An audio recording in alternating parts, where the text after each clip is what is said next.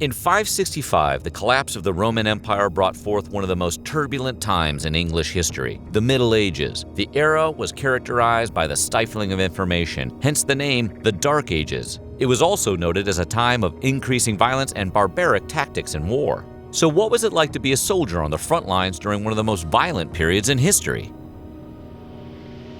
Though it was the Dark Ages, fighting campaigns weren't completely without strategy. Taking into account the seasons, leaders realized the best time to fight was during fair weather. As such, war campaigns typically commenced after the crops were planted in spring and were called off come harvest time. Charlemagne abided by this rule and gathered his men every spring. But a siege could last for months at a time, well into the cold of winter. In 1066, during William the Conqueror's invasion of England, English troops awaiting battle were ordered to return and tend to their harvest, which left the king vulnerable. During the Crusades, fighting became a family affair. A soldier would bring his wife, mother, and children to wherever they were fighting. A prime example of this was Peter the Hermit and thousands of Western European Christians who marched toward Jerusalem with their families in tow to fight. En route to the Holy Land, his party ran into a group of Turks who went into tents killing whomever they could find, including the weak, the feeble, clerics, monks, old women, and nursing children. Many historians characterize the medieval period by its intensification of violence. This was reflected in battle with weapons of the age, such as maces, swords, and axes. In 1415, Enguerrand de Monstrelet's account of the Battle of Agincourt told of the aftermath, that French soldiers on the precipice of death were witnessed crawling into the woods and neighboring villages to die. If not fatally wounded, survivors were deformed or brain damaged. The more romantic deemed these prestigious scars that showcased their prowess in battle. Typically, however, brutal wars ended in brutal death. Combat in the Dark Ages relied on the training, or lack thereof, of troops. Soldiers relied on their life experiences with riding and hunting to perform in battle. When the troops arrived for battle, they didn't participate in any formal training except for minimal drills and formation exercises. In the late 12th century, knights gained some experience via jousting tournaments. However, it was a sport that came with the risk of death, such as when Leopold V, Duke of Austria, died in a jousting accident.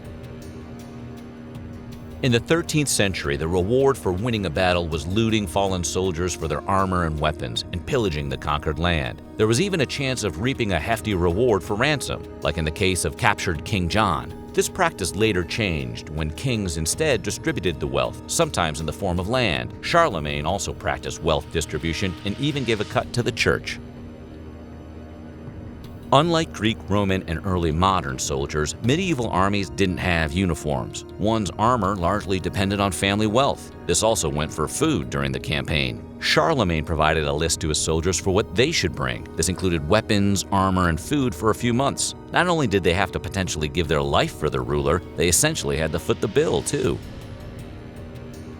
It wasn't only working men that fought. Medieval armies often contained men of the cloth. And they weren't there for prayer. They participated in battles, such as William the Conqueror's half-brother Odo, who was the Bishop of Bayeux.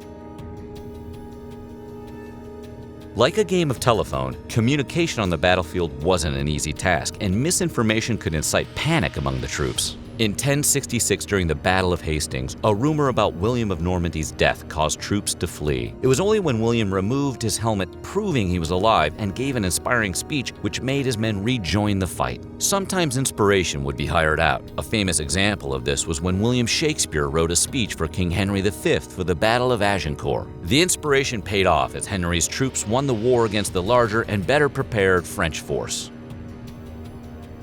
In the Middle Ages, many wars were fought in the name of God. This was a byproduct of the close relation between religion and state. In 732, when Charles Martel won against a Muslim force, they deemed it a demonstration of God's will and support. In the early 1st century and all through the Crusades, fighting in God's honor was also used as a rationale by the clergy for their participation in the bloody art of war. A prime example of this was when Pope Urban II called for the Crusades, anything in the name of God. You may think destroying your own countryside and resources is a counterproductive activity, but that's not the case when sieges are imminent. Destroying the surrounding land took away potential resources for the invading army. In addition to this, they would prepare the land by digging ditches, erecting pikes, and making platforms to fight from. Besides, rebuilding the land was a much better outcome than losing it and your life. Battling in a rain of arrows was common. Archers were essential in battle. Whether they were using short bows, crossbows, or longbows, these men had a large impact on winning a war. As the Middle Ages progressed, arrows were altered to penetrate armor, saddle, chainmail, and most importantly, flesh. This made archery one of the most modified war technologies of the age, and because of archery's ferocity in battle, many questioned the ethics of the evolving military technology. If you like this video, subscribe to the Weird History channel and watch more.